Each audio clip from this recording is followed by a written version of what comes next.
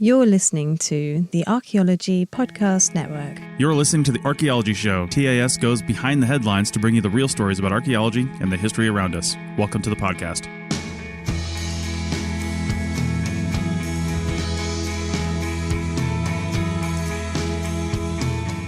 All right, this is Chris Webster, and I am back in the exhibition hall, the extremely dead exhibition hall on the last day of the Society for Historic... Thank you, Snowmageddon. Yeah, Snowmageddon. On the last day of the Society for Historic Archaeology Conference in St. Charles, Missouri, 2019. And I'm sitting here with Monty Dobson. Monty, how's it going? Hello, good. Nice to see you. You might remember Monty from things such as from things such as the lineup at the local jail. No, that's never right. Mind. No, archaeology joke. I know. I first talked to Monty, and you might not know this. We were just geeking out on gear because Monty does video production among many other things for the stuff that he's doing. But the first time I recorded with you, when we were talking about your first PBS series, yes, I was actually working in Northern California, and we were camping at like a little camping resort, and their Wi-Fi was terrible. Right, that's right. We Skyped in. And it was an awful connection. Right, because I was sitting in my car outside a closed coffee shop that still had a Wi-Fi connection running. And I'm like, oh my God. And I remember that. I'll never forget that because I think I took a picture of that setup. I'm sitting in the passenger seat of my Prius because that's closer to the coffee shop as I'm sitting on the curb there. To get something for Wi-Fi. Yes. And I've got my computer in front of me. I've got my iPad up on the console to try to, get my notes right there. And then we're having this Skype conversation. Oh my God, it was so terrible. So anyway, we're in just to call this out because I won't be able to key most of it out. But a cavernous, yes, a very hall. Cavernous exhibition hall. I mean, in our favor for recording, there's hardly anybody in here. I think there's maybe 20 people in here right now. Half of those working booths. Yeah, and half of those are working the booths, and the other half of the booths have already gone home. So, but we've had point of reference. We've had probably 8 inches or more of snow since yesterday evening. I heard 10 to 12 this morning. There you go, 10 to 12. I was just guessing, yeah. And I walked here, so I just need to measure it up my ankle. Yeah, exactly. Yeah. How far are your pant legs wet? I know. So we're going to link to that previous episode so you can hear that. But I want to first talk about, because we haven't talked to you about this on the podcast yet, but you came out with a second series. So first, tell us what is America from the Ground Up, and then we'll talk about the season 2. Well, America from the Ground Up is a ongoing series for public television that explores American history and archaeology. That's kind of the short version. Within that, it is a extension of my work in public archaeology and public communication of archaeological science. So what we try to do is we try to present research-based archaeology to a television audience and wrap that in a story so that we're telling the audience a story, and embedded within that is real hard art science, as hard as archaeological science ever gets. It's a bit fluffy and squishy, but you know what I mean. Right. And so there are 3 seasons that we planned. Season 1 looked at the area of cultural impact or the cultural legacy, if you will, of France and America. Season 2, we looked at the cultural legacy of Spain on America. And season 3, we're going to go back and we're going to pick up the British model of colonization and talk about the things culturally that we inherit from Britain that flavor who we become as Americans. So, for example, the model of colonization. Right. The British model to distill it down to its almost unrecognizable ether, if you will, settlement and land clearance. And that's really the American model, and it colors how we relate with the continent's indigenous peoples from the very beginning of what is now America. Yeah. And so that'll be one of the themes that we follow through that whole season. And then another of the themes is going to be, I'm really fascinated by trade and industry in that context. So how, if you look at the founding of America, much of the early colonization, particularly from the British standpoint, is commercial in nature. The early charters are commercial charters. The early colonies foundations, many of them are again, as I said, commercial in nature. So how does that then affect affect the trajectory of the American story, and how do we look at that archaeologically? Right. So each of these 3 seasons has has sort of a theme that we follow, and that as I'm writing that season now, that's what's emerging. Nice. Yeah, and then geographic footprint for these is pretty broad. For season 1, we filmed Quebec, Montreal, the Great Lakes, down the Mississippi to New Orleans. 30 plus archaeological sites in 10 or 11 states, and then season 3. Summer of 2017, I spent a big chunk of time, about 8 weeks, crammed into a van with a film crew, and we drove 13,000 miles across the American West, visiting 12 states, 35 archaeological and historical sites, museums across the West. We filmed, if you draw a line from Missouri to Missouri to California, we filmed in every state but Nevada. We just didn't want to have to see you. I know. Yeah, I remember. Well, this is great, and I like this show, and I like that you said, a research-based show. Give everybody your background a little bit. You're not a celebrity that's been in like movies and TV shows, right? Oh, I'm the most obscure celebrity on planet Earth, if that's the case. Yeah. Nobody's ever heard of me. I know. So what's your background in archaeology? My background, I have a PhD in archaeology from University of York in the UK, where I studied, my main area of research interest is early medieval mortuary monumentality, death and burial, 5th to 10th century.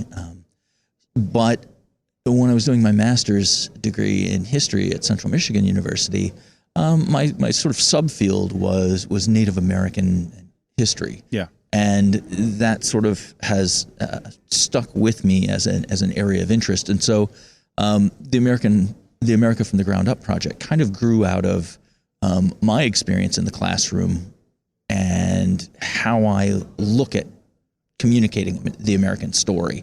I think I said last time the reason that I got involved in this is was looking around for a documentary on Cahokia. This was in 2010, and the most recent thing that had actually focused on any research at all, other than something idiotic like ancient aliens built this or something.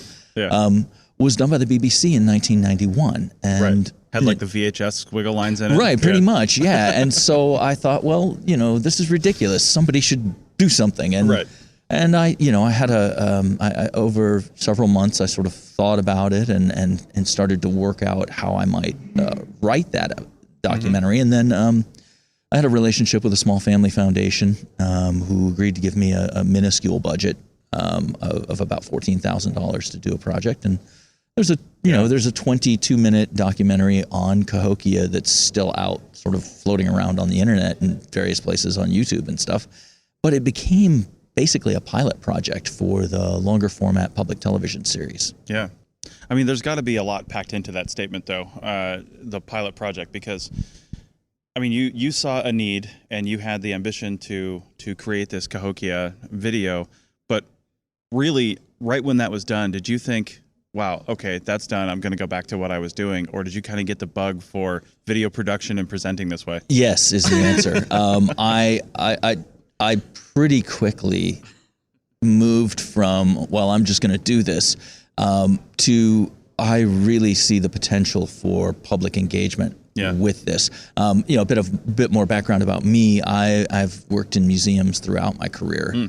I've been the director of a museum here in the U.S. and worked at senior sort of management roles in other museums in international settings. So,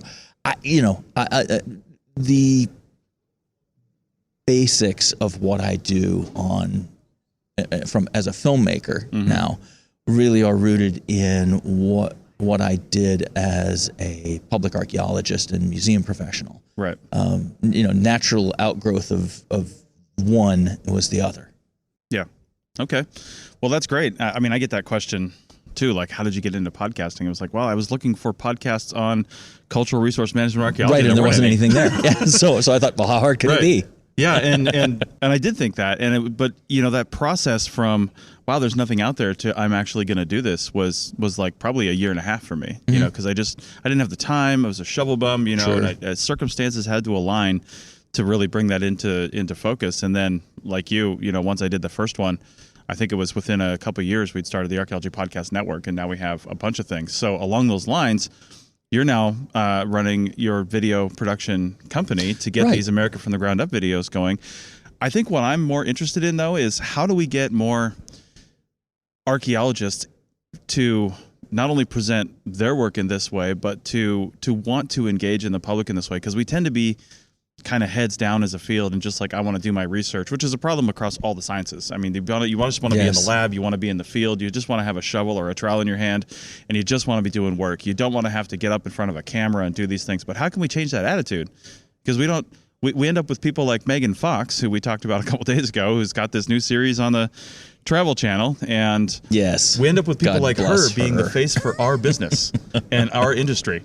Right? Yeah, she is the new face of archaeology. Oh, thank you, television. How do we fix that? There's a lot to unpack there, boy. Well, first off, how do we? Let's start with our colleagues, and it really comes down to: are we actually serious about public archaeology, or do we assume that that's just something somebody else is going to do? Right. I think the second one. Yeah, and I think that's the issue. So are we requiring public archaeology courses at the undergraduate level? Are we requiring public archaeology components, public engagement components in project designs? Sometimes is the answer, but I think that it requires a fundamental shift in how we approach what we do. Is the public an afterthought that we get to throw our crumbs to? Right. Or is there a public service component to what we do? And is that valuable to society as a whole?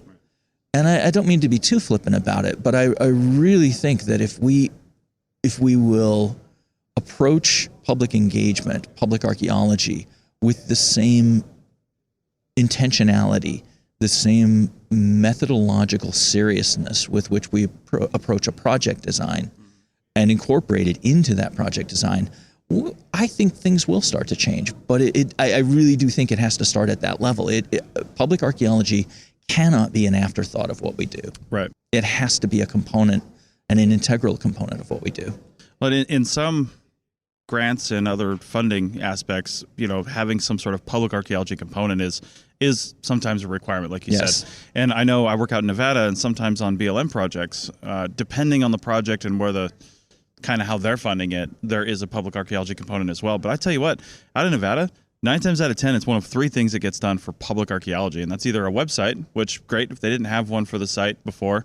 That's the first place somebody's probably going to look. Right. So the next one is plaques up on the, like display boards. Oh, those are riveting things. Right. I mean, everybody loves to read those.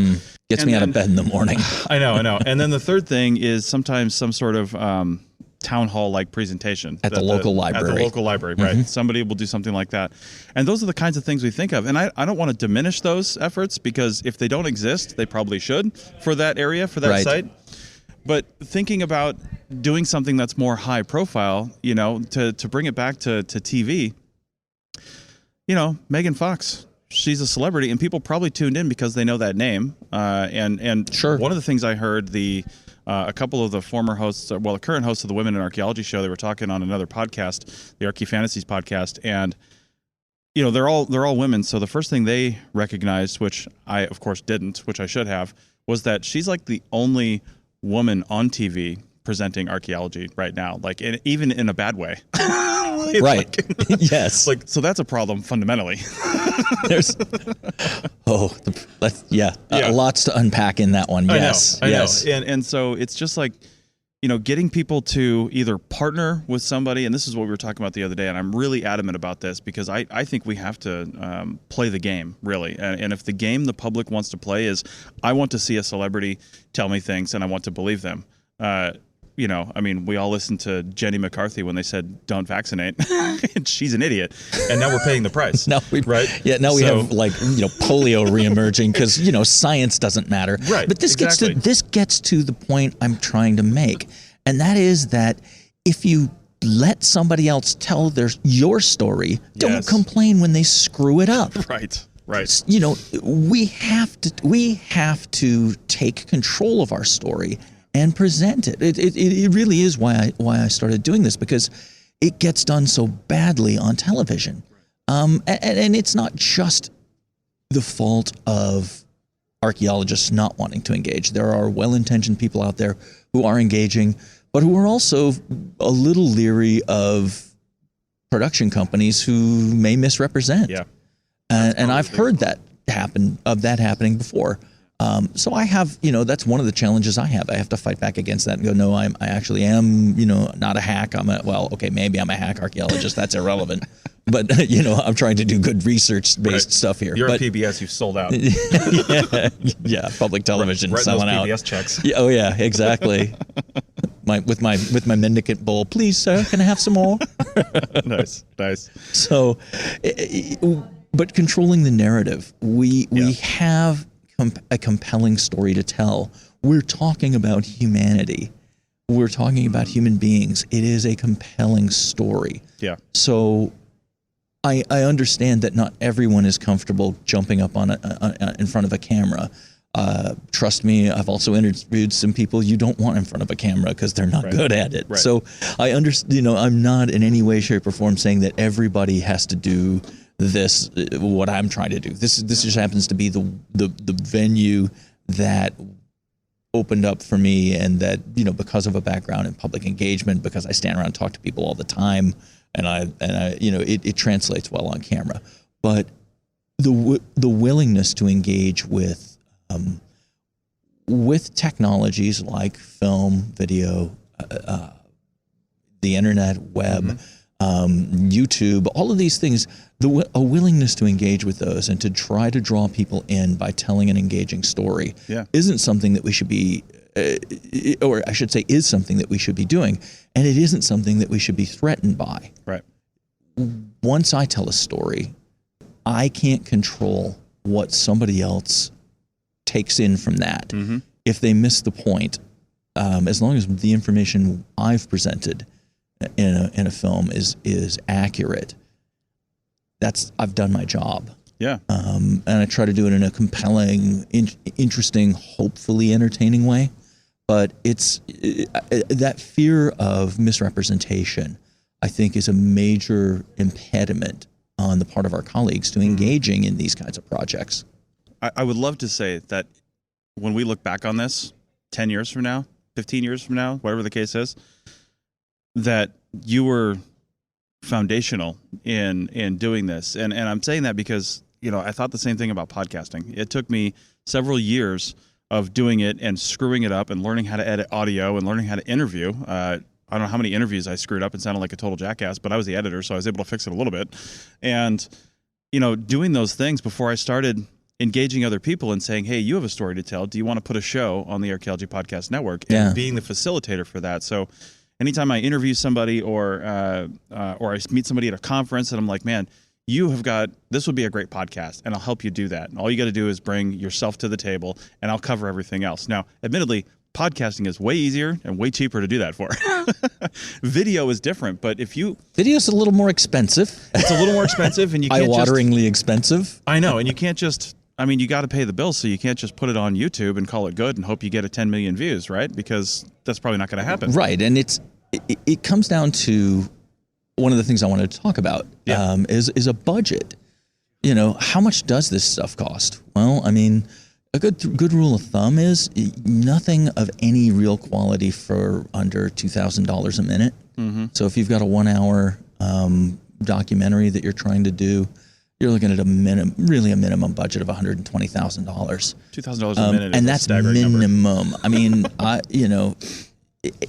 Anything that's decent is going to come in somewhere around 200.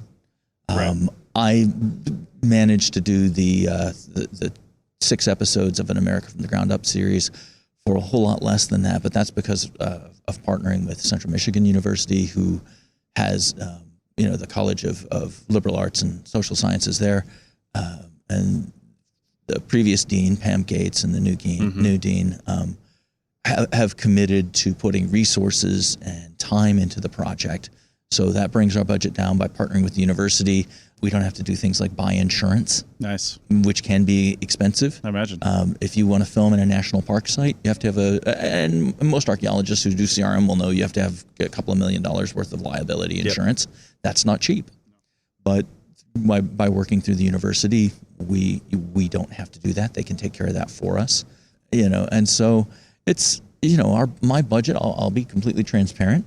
I'm trying to raise $250,000 to $280,000 to do the third season. Yeah. And that's, that represents a solid year of my time. Right. And 6 months time of my business partner, Andrew Deviney, who's a historian up at Central Michigan University, and 6 months half time of my producer director, Dan Bracken. So those are things that, those are costs that we all have to bear. I mean, I have some rent I'd like to pay. I have a wife who doesn't want to live in a cardboard box. Right. And so, it's when you look at at production of film, it's not cheap. No. It is an expensive medium. Which leads me to another point. Television commissioners are very reluctant to commission research-based archaeology. Mm-hmm. It's a heavy lift to get them to want to put something on television that they don't know on the front end what they're going to get. Right. I understand part of that. If I walk up to you and say, I want to sell you a car, but I'm not going to tell you what it looks like, I'm not going to tell you what color it's going to be, and I'm not going to tell you, if it even has 4 tires. So, it's not, that's slightly facetious, but I understand some of the reluctance.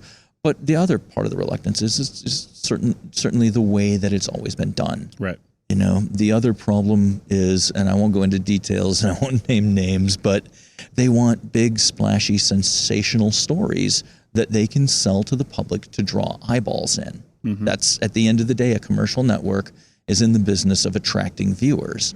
And so it's difficult to sell research-based archaeology that's not uncovering the next latest and greatest, splashiest thing that's going to revolutionize the way we think about X. Yeah. Well, the quickest way to get yourself in trouble is to oversell a project. And there are producers, one most recently, who walked into a buzzsaw of accidentally not intending to make a piece of white nationalist propaganda, but did because they didn't know the background to what they were doing. Mm-hmm.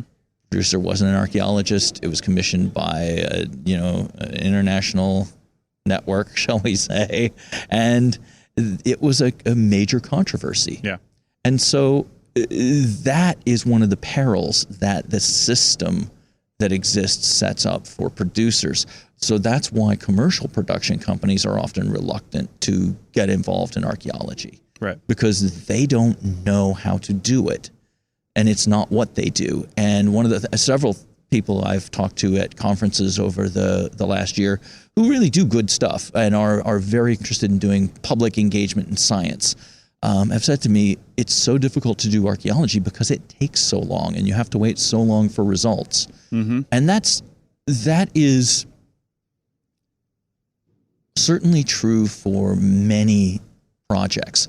But I think one of the advantages that myself and Stratigraphic Productions, my company, has, shameless plug, SPLLCfilms.com. Nice. Links in the show notes. Exactly. One of the advantages that we have is that as an archaeologist, I can go to a site, which is what we do regularly for the America from the Ground Up project, talk to archaeologists about, okay, what are you doing? How are you doing it? What are you trying to find here?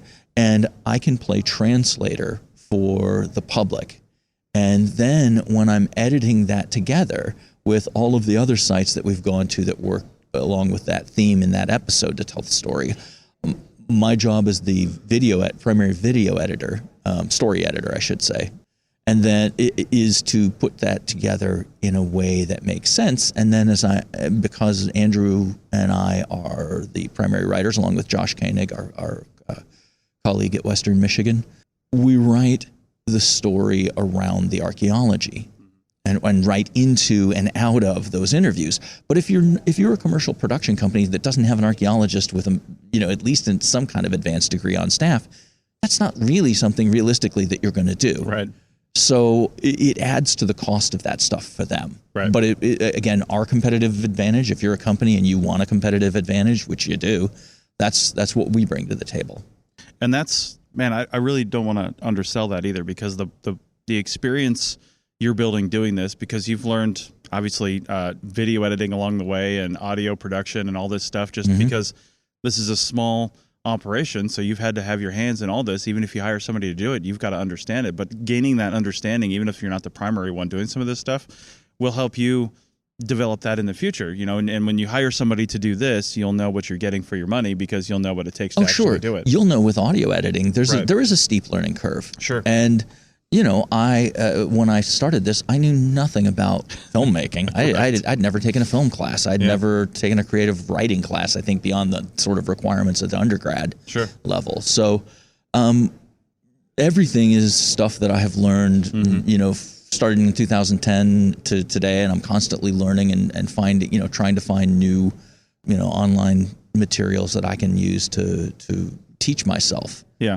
There are some tremendous tech instructional videos out on YouTube, on professional video sites and things. You just you learn over time, and I would say that I am now a fairly competent video editor, whereas 3 years ago I was barely functional. But it's a process of learning. Well, and it seems like the outright cost of at least the equipment is certainly coming down to produce pretty high quality 4K video. Well, that's absolutely true. Yeah. I don't think 15 to 20 years ago that I could have done this. Sure. You need a camera rig and the whole thing. Well, right. And the cost was just exponentially higher. 4K video is kind of the standard now, not for broadcast. Most broadcast is in 1080p. I know most people are just like, who cares what? But welcome to tech nerd land. Yeah, but what that means is that 1080p is high definition television. That is what 99% of all broadcast and cable television is presented in. So 4K has become, though, a standard for video capture in the industry, and I love working with it. Just as an editor, it gives me so many more options in the edit suite. I can reframe a shot. I can cut an entire screen down to almost a quarter and not lose resolution. Nice. Which is not something you could do. So it makes my job easier, but it's also much less expensive. The two cameras that we used on season 2, the two primary cameras. One was a Panasonic Pro Video 4K camera, fixed lens. The other was a GH4, a Panasonic GH4, which is a 4K DSLR camera. Yeah. Well, did you also have some drone shots? We did. We used a Phantom. We used a DJI Phantom 4. Nice. The camera on that is just beautiful. Right. In terms of the video capture, and I think that comes across on screen in the new season. And by combining those three really primary cameras, then we shot the entire thing in 4K. Gave us huge flexibility in the edit, but also I think just a note about cost. They're not tremendously expensive. Right. The Panasonic Pro Video Cam we were using was somewhere in the region of $5,000, which I know that sounds like a lot, but 20 years ago you'd have been talking like $40,000. Right. And the GH4. You can pick one of those. That's now, it's kind of older technology now, but they're still manufacturing that and the GH5. You can get the camera for, under $1,500. Lenses are an entirely different ball game. My God, that stuff is expensive. Yeah. Then on the most recent project we filmed, the Trail of Tears doc that'll be coming out in the spring. It's finished now, but waiting on a few things in terms of like broadcast dates and stuff. But the primary camera on that was a red cinema camera, and that thing probably cost about $40,000 with lenses. Beautiful stuff, but yeah, that was a fairly expensive camera. Enough about tech. You'll probably just edit most of that out. You can see people's eyes glazing over, and they're like, "Oh God, no." Maybe I'll drop it on another show, the Archaeotech podcast. There you go. Yeah.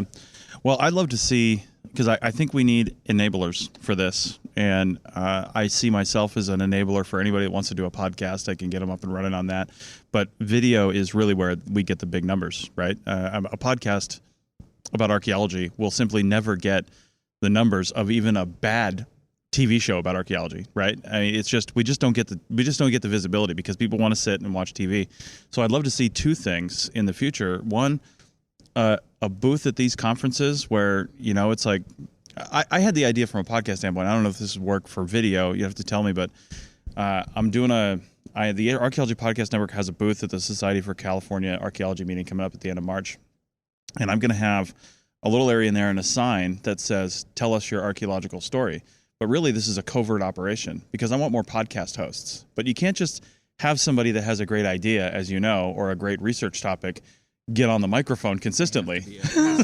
They have to be able to come across and present rather than, Exactly. And you can tell in the first 5 minutes of interviewing somebody if they're going to be good on a microphone, if they're comfortable, if they can interview other people. You can just tell their comfort level. Now, some people can learn that, but if you want to get somebody up and running fast. So my thought is to have somebody in this, I'll have one of my APN hosts sitting there and basically interviewing people and saying, "Tell me your archaeological story," just 5-10 minute interviews. But really, it's kind of an audition. And we'll contact them later and say, "Hey, you sounded were pretty great. Good. Have you ever thought about it?" That's a good idea, And that's actually. how I've got most of my shows. And I'd love to see something like that for video because it really is the medium people consume things by. And doing something like that. And I mean, do you think that would be something you guys would be looking forward to in the future? Because I'd really like to see you as like the video production company people go to, because maybe we're not doing this because there's no outlet for it. I would like to be the video production company that people go to as well. Right. SPLLCfilms.com. I mean, it's run by archaeologists. You have a PhD in archaeology. You've got the credentials. You're building the portfolio. Why go to some random production company that's trying to sell to Discovery when they could go to you? Right. And the thing is budgets, because I don't have the budget to make your documentary.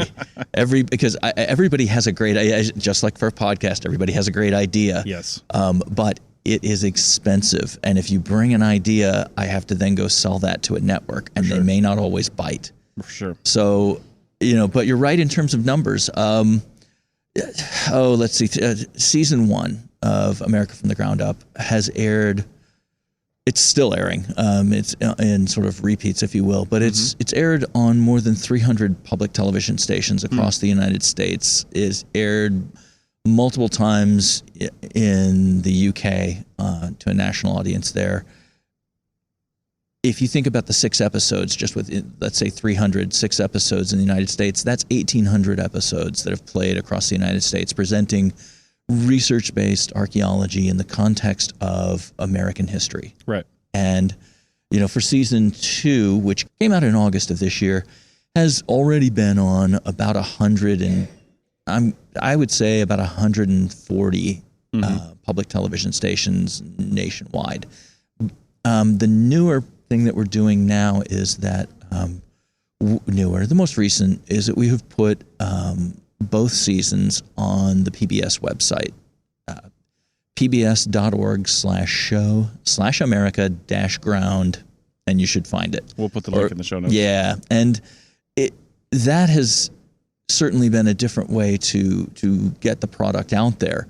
One of the benefits of that is we put it outside the sort of, not paywall, but the member privilege within the PBS video portal.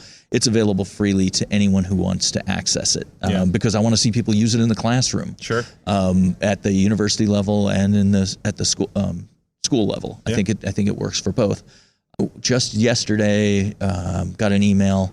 It will be popping up on Hulu in some form shortly. Nice. I can't tell you what that is because I didn't really understand what that email was about. I just had to say yes. That's how we'll watch it. My wife and I, we're total cable cord cutters. Everything is Netflix, Hulu, Amazon Prime. And see, more people are. And so we've been exploring options to get another part of the component of that is Sling.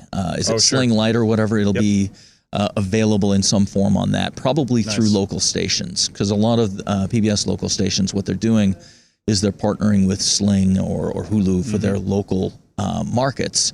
And so our content will then, if that, let's say, the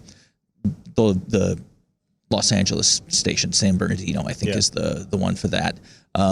They've shown America from the Ground Up. If they have a agreement with Hulu Light or Sling Light or whatever that is, to air their or to show their content, we would then be part of that. I think that's how it works. But I didn't read the fine print. I just said yes. And speaking of fine print, that brings up a question.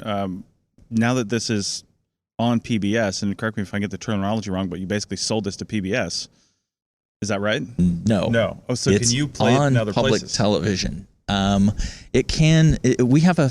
This is when you start getting into how do networks work. Right. So there are three main content providers for PBS. Okay. PBS, Corporation for Public Broadcasting, American Public Television, and NETA, the National Educational Telecommunications Association.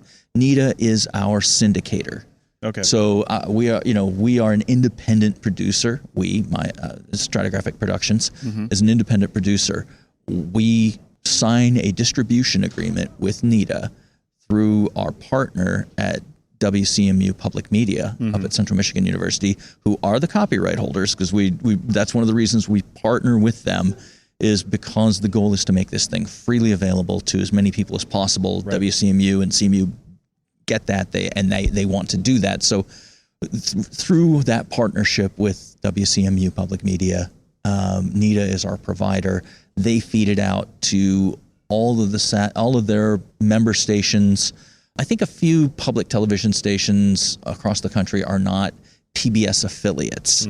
So it goes beyond, sort of outside of that system as well. So it's made available to those 370 public television stations in their system.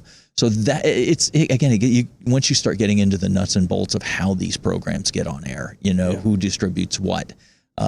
It's just like if you watch the Ellen DeGeneres show. It's on, I think primarily it's on NBC stations, because their syndicator kind of taps into into certain networks of stations, but they are not produced by a network. They're an independent production that then gets syndicated. Gotcha.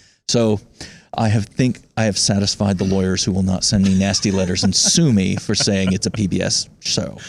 Right. I think that's something people don't understand. I'm gaining a little more understanding on that, because I've been, as a podcaster, I'm searchable on Google. So I've been contacted by production companies that say, "Hey, we're working on a show for X channel, right? That we want to." And we're looking for Bigfoot. You want to help? Exactly. That's pretty much it. Yeah. So I think. Do you want to lend us some legitimacy and wreck your credibility? Sure. Right. Yeah, sign me up. I know. Speaking of that was a big question I want to ask, because of course we mentioned Megan Fox, but there's other people out there. Nothing but credibility happening there. Because I think two things. One, I think that within archaeology, we do have a Bill Nye the Science Guy. We do have a Neil deGrasse Tyson. We have somebody who is well qualified in that field and can present this. And this might be you as we go forward. We might look back and say, this is the genesis of your Neil deGrasse Tyson-hood. Don't do that to me. I'm trying to get out from in front of the camera and stay behind it. Just a quick blurb about that. That's really hard work to turn up, do the dancing monkey routine on camera, help direct and produce the thing, do the pre-interviews and interviews with the folks that we're talking with. So it's a much more leisurely work pace if I can just stay out from in front of the camera. But I'm not opposed to that. Well, and along those lines, have you thought about approaching somebody who might have some more celebrity, somebody that is well known to the public, that could be really be the person the camera kind of focuses on and takes focus away from you, but then when you have to say something intelligent, it comes back to you, and they're the person that's interested, not necessarily a Megan Fox style person, because she really was bringing a lot of pseudoscience into it, but somebody who's interested, has the name credibility, and can really just bring viewers because it's X person, That would be project based. There's a project I'm trying to develop, and I'll be vague because it hasn't gone anywhere. Yeah. But it involves looking at the materiality of writing and thinking about the material culture of writing. And so that would lend itself to, and I've probably already said too much, so please just delete that part. Yeah, because somebody else. Yeah. Yeah, I don't want to get ripped off. But it's a project, it would be project-based and situational. And so if there's a person who has an interest in and the ability to interact, but I don't know. I mean, sometimes celebrity is a tricky thing. Mm-hmm. I don't know. I mean, I've thought about those things because those are the kinds of things that many commercial networks are looking for. Tie-ins to, there's this thing that was done with Will Smith where he's jumping up and down in front of a green screen most recently. I don't even remember what it was about. It was some sort of science project. I watched part of an episode and just thought, and it wasn't my thing. I met the person who produced it, and they had good intentions and they were trying hard. Right. And I'm not, and from of what I remember, it was reasonably good science. Okay, fair enough. I'm not going to complain about reasonably good science on TV. I don't know. That's a tough one because the person would have to be interested in what you're doing, right, enough to spend some time on it. But you've also got to think about budgets too. Yeah. But look the at the bigger your returns as well. celebrity, the bigger your cost. Sure, but I think looking at the, for me, it's really difficult for archaeologists, really any science profession, to look at the bigger picture because, like you said, the Will Smith thing didn't really, wasn't really something you were totally interested in. He was being a goofball, doing whatever. But a lot of people probably watched that and maybe learned a little something. And maybe producing television and producing documentaries that aren't necessarily for our colleagues, because most of our colleagues are here at these conferences or working on the next research paper and not even watching that much TV. Trust me, I have no aversion to popular history projects. If they're well done, sure. Look, if you entertain somebody and you pique their interest and they go and even if they hit up the Google machine and do some basic reading on something, they'll have learned something. Yeah. So I there are a couple of projects that I'm trying to develop that are popular history-based projects that I think would be really interesting. They're not meant for a scientific convention. They're not meant to be anything other than an entertainment. Mm-hmm. But there's no reason that entertainment can't be interesting and informative. Right. So no, I certainly am not averse to those kind of projects. I like I said, there are a couple of them I would like to do. Mm-hmm. But it does come down to the kind of project you are trying to put out. Mm-hmm. And that's where the other thing I want to say is there are numbers of very good commercial production companies who are trying diligently to do good science stuff. Some more than others, but there's the World Congress of Science and Factual Producers that the vast majority of the folks there are tapped into. The Smithsonian channels. Their stuff is going out on National Geographic and Discovery, and all of those have varying degrees of factually accurate, more or less successful programs. Some of them have Bigfoot. True story. I can't do anything about that. That's the lake you swim in. That's right.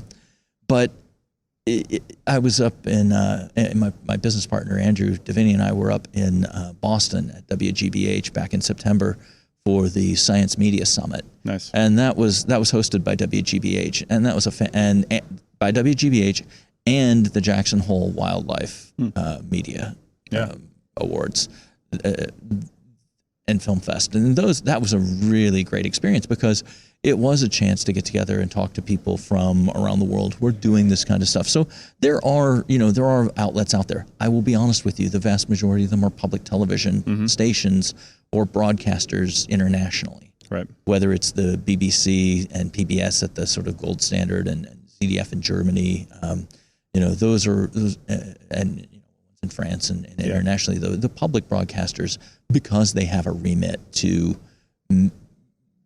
engage the public with quality educational science, culturally beneficial projects, if you will, however you want to describe that remit.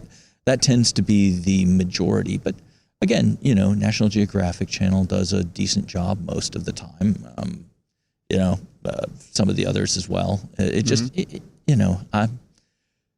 we'll see. I mean, History Channel, places like that, and we'll see how they evolve. Yeah. Well, I think, as I mentioned, getting some kind of celebrity on there, that would be definitely short-term gains, and it may never, like Megan Fox's show, may never see the light of day after in the next month or so, because the ratings I've heard were so bad. But that being said, well, that's okay. The writing was so bad. I know, she wrote it too. But that being said, you look at some of the people that I did mention. I didn't mention Carl Sagan. Carl Sagan was, just about everybody knows the name. Immensely influential on me as a kid. I was obsessed with that show. But how many people do you think probably watched Cosmos when it first came out? What is that, early 80s, late 70s? Yeah, I'm old. Yeah, well, I watched it too. At least my dad did, and I was there. Yeah. So, but anyway. Same here. I mean, I'm not that old, but I'm old. Right. Yeah, but how, that almost gained like a weird cult following, and it just stayed in the news. Absolutely. And then Neil deGrasse Tyson redid it a few years ago, and to great production value as well. Yeah. So it can be done with people in the field, in the industry, that are experts, and they can become their own celebrity. There's room in the market for that, and that's what I'm arguing, is that there is room in the market for smart, entertaining television. Expect something from your audience, and they'll come up to it. Respect them. This is one. I will say that there are some of these reality type shows, not even reality. They're just sort of manufactured nonsense. And I'll throw this out there because the guy said it in public. The storage war thing. Oh yeah. This is just one of the dumbest concepts. The guy made a fortune. Great, make your fortune. God bless you, pal. Right. He's never going to hear this because he probably didn't care, so he's never going to come punch me in the nose. Fine, but said something at a television conference where he's about respect for the audience, and he says, "Well, if you think that they're going to find Napoleon's sword in a storage shed in Simi Valley, you're an idiot and you deserve it." Okay, well, that's what you think about your audience. Yeah. I choose to think that, I'm going to respect my audience, and I'm going to try and ask you to come along on a journey with me, and hopefully I entertain you. And hopefully you learn something. Yeah. And I think that's, I think there's room in the market for that. Yeah, I think so too. All right. Well, I think, we're looking at the foundation of the Monty Dobson empire here. So exactly. Yes. Soon to be appearing on lunchboxes everywhere. That's right. But I think taking the lessons from people like Carl Sagan, Neil deGrasse Tyson, Bill Nye the Science Guy. I don't know why these physicists and, Bill Nye was actually an engineer, I think. But anyway, I don't know why those types of scientists seems to be more, television sexy, but maybe it's because of the graphics they can put, and we don't know much about what's going on out in space, so they can make any graphic they want. But they did the hard work. They did the lectures. They did the public lectures and getting themselves out there in a phrase. And I think if we just need archaeologists to stand up and speak in front of people and... Yeah, this is the thing. Jump in. People want to hear the stories we have to tell. Yeah.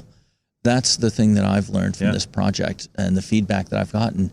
People appreciate being talked with, not at, but talked with in a way that respects them and tells them your story and bring them along on that journey. And I think I jump in. Yeah. The more that we can do this, the more support we're going to build and the more we're going to build an audience. Yeah.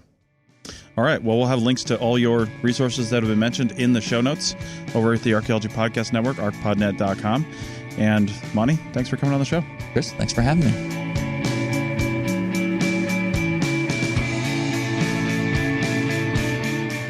Thanks for listening to the Archaeology Podcast. We hope you enjoyed it.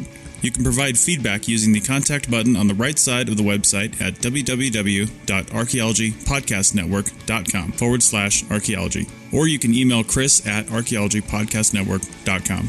Please like and share the show wherever you saw it so more people can have a chance to listen and learn. Send us show suggestions and follow ArcPodNet on Twitter and Instagram. This show is produced by the Archaeology Podcast Network. Opinions are solely those of the hosts and guests of the show. However, the APN stands by their hosts. Special thanks to the band Sea Hero for letting us use their song I Wish You'd Look. Check out their albums on Bandcamp at seahero.bandcamp.com. Check out our next episode in 2 weeks, and in the meantime, keep learning, keep discovering new things, and keep listening to the Archaeology Podcast Network. Have an awesome day.